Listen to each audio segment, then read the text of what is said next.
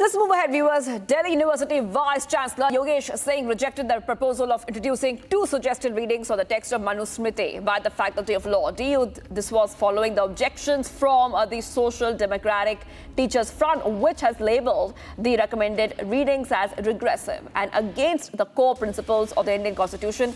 In a letter addressed to the Vice Chancellor, DU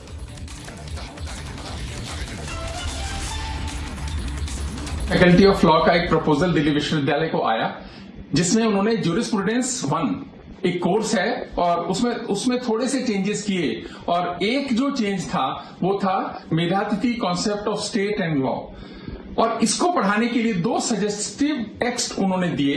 पहला था Manusmriti with Manubhashya और दूसरा था कमेंट्री ऑफ मनुस्मृति।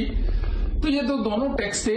इसको और ये जो अमेंडमेंट उन्होंने करिकुलम में किया इसको दिल्ली विश्वविद्यालय ने रिजेक्ट किया। ऐसा कुछ भी दिल्ली विश्वविद्यालय में नहीं पढ़ाया जाएगा।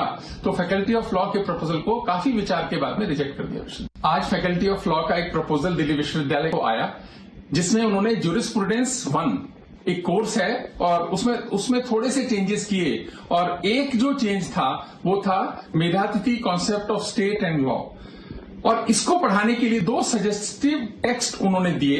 पहला था मनुस्मृति विद मनुभाष्य और दूसरा था कमेंट्री ऑफ मनुस्मृति।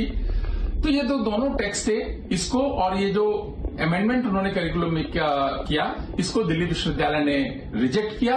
ऐसा कुछ भी दिल्ली विश्वविद्यालय में नहीं पढ़ाया जाएगा। तो फैकल्टी ऑफ लॉ के प्रपोजल को काफी विचार के बाद में रिजेक्ट कर दिया विश्वविद्यालय। Coming up next is our special report whether the dip in US inflation in the month of June will increase the probability of interest rate cuts by US Fed. Watch our special report and for more news updates stay tuned with Republic TV.